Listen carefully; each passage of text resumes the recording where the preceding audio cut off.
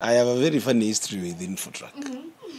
Interestingly, wakati I was winning my seat with even 95% of the votes. Yeah. Infotrak ilikuwa imesema niko chini. So these polls are just normal cases of mpango. And ile michezo ya town. Now, of course, the interesting part is also how do you gauge members of parliament?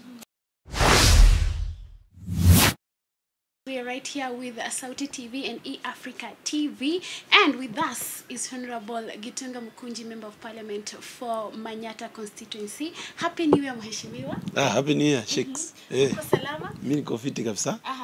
Kujituma tu. Na ndio form. Form ni kujituma. Yeah. So right now, of course, you're back from recess. Sijui imekuwa vipi? Yes, so we are back from recess. Tumeanza bunge, of course, with a little bit of interesting changes in the court ruling. Lakini we have had a very long recess kutoka last year, November. Now, of course, kwa mbunge, it's never really a recess. It's still work because uko mashinani, unafanya plans zako za mijengo, kufanya maneno ya bursaries, kutayarisha mashure. Saa hii tuko na maneno ya grade 9. Ile inaitwa JSS. There is a lot of work ongoing. Yes, and akunanga recess, literally. A member of parliament works 24 hours. Yes. Talking about kwenye ground, of course, yesterday we saw a new report from Infotrak. Yes. I don't know what you have to say about the holding. I'm very sure you have seen the holding. I've seen Infotrak, and I have a very funny history with Infotrak. Interestingly, wakati I was winning my seat with even 95% of the votes. Infotrak ilikuwa imesema niko chini. So these polls are just normal cases of mpango. And ile michezo ya town. Now, of course, the interesting part is also how do you gauge members of parliament? First of all, you gauge members of parliament through representation. How they are contributing to the National Assembly and how vocal they are on matters. And also how they are doing to their people. What are they working on their people? And it is very diverse. Because first of all, is if you are to look at the track record of contributions in the House, the relevance of contribution, how hardworking somebody is on bringing matters in the National Assembly, the report from Infotrak will be trash, completely trash. If you look at matters to do with popularity, you gauge popularity in terms of the most popular nationally or the most popular from where he has been elected. Those are major questions. Ukienda uliza watu ya Embu, watakwambia Mukunji anafaa kuwa number 1. Lakini ukiuliza watu ya Nairobi maneno ya Embu, watakwambia something very different.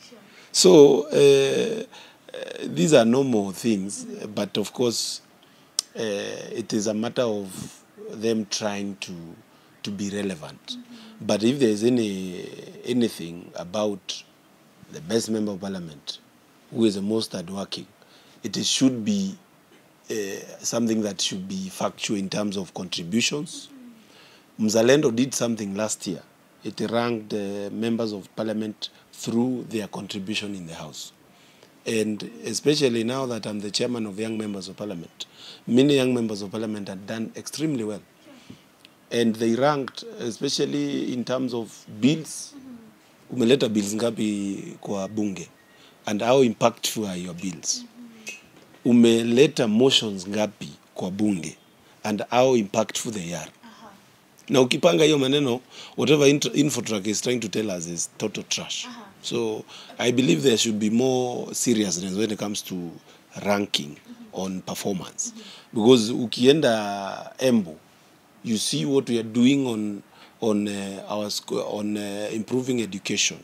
You see what we are doing with empowerment of young people through bringing them together in circles bringing them together with the CBOs, and trying to ensure that they get a chance to do the work, even from our own projects in the constituency.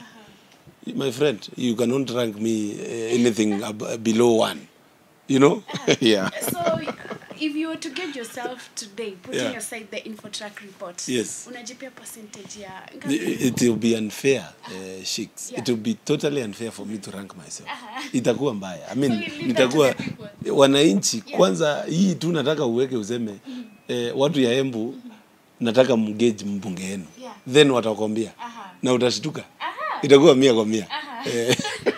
All right, now let's talk about something that happened before you guys came back, maybe when the whole parliament was on recess. The other day we saw the president was in the northern region. And on this whole thing of identification, the vetting and everything, we have not yet heard your voice in it, because the president thinks vetting should be done now, especially on the communities that are in such areas. Well, let me first say that ID by the fact that you're a Kenyan is a human right thing. I mean, hauwezi kuwa wewe ni Mkenya na hauna ID. But nikisikia watu wakiongea maneno ya vetting, I feel like we are losing the point. Any Kenyan do not require to be vetted to become a Kenyan, because you are Kenyan by birth.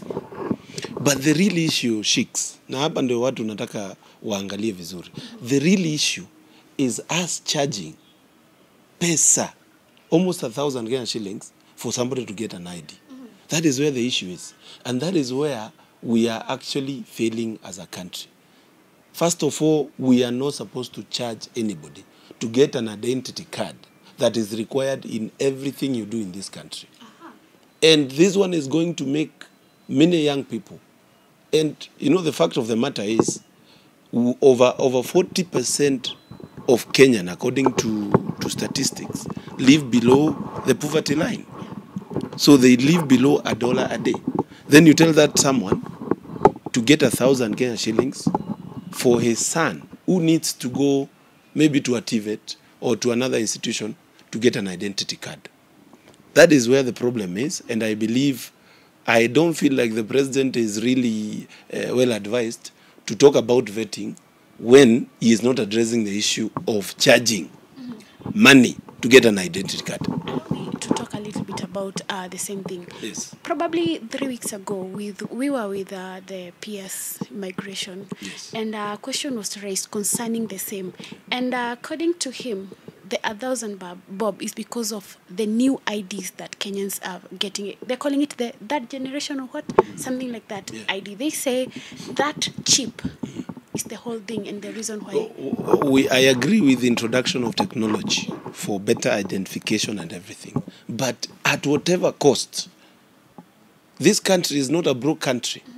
We have money to do all these manner of things, to buy MPs, to buy senators, and do all manner of things with resources that are supposed to be helping our people. Then we charge them to be citizens of Kenya. No, I disagree with our priorities. We need to make identity cards free. Whatever technology is put in those identity cards should not cost the Kenyan anything. And as a matter of fact, if we are putting technology in those identity cards, we want people to be well identified with the chips. The fact of the matter is Kenya can be able to fund and be able to pay from its taxpayers' money for somebody who has not earned a bob in his life because he doesn't have an identity card. He is either going to school or finishing school to actually get an ID for free. And that is something that I'm going to fight for because that is discriminatory and it is unfair. We will soon start charging for voters' card then, so that if you want to vote, you pay money. That is the direction we are going. We need to stop charging for identity cards, and it is not fair to even charge young people. I had a question on something that you've mentioned. Since you're a member of parliament, you have seen this issue, so there are plans to table such concern on the floor of the parliament. I will actually say that even the introduction of payment identity cards was illegally done. It is illegal to charge. It is against the constitution of this country. We are going to review it. I'm going to be very vocal. I'll muscle my young members of parliament to ensure that identity cards are free. Maneno ya vetting, whoever is supposed to be vet is neither here nor there. But let's make identity cards free, because that is most key for our young people in this country. Yes.